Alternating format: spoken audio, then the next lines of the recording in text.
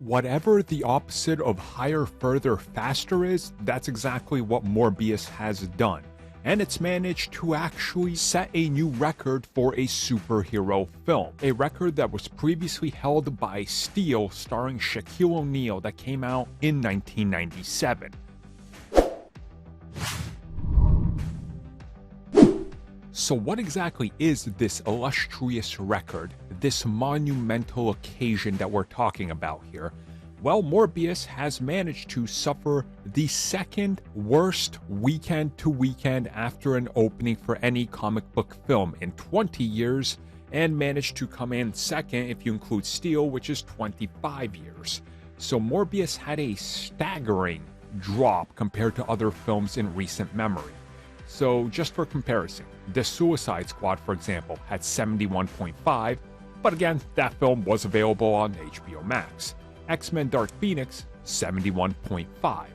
Well, Morbius comes in with a 73% drop weekend over weekend, making $10 million this weekend after the previous weekend in which it opened up with 39, meaning that this is at 73%, and Steel still holds the record for 78. Now let's be real, Steel, when it came out, with the marketing and what it did, it wasn't as wide or as big or even as pushed as Morbius is. So technically Morbius is got to be one of the biggest box office failures weekend over weekend forever.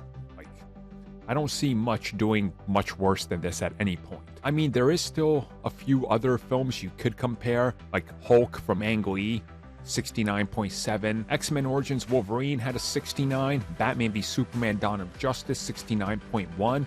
But again, we're talking about already a low number, getting even lower. So Morbius's time in the whatever spotlight it had, it looks like it's gone. I mean, Sonic outright just destroyed it, and rightfully so. If you haven't seen Sonic, it's absolutely amazing, especially if you're a fan of the games.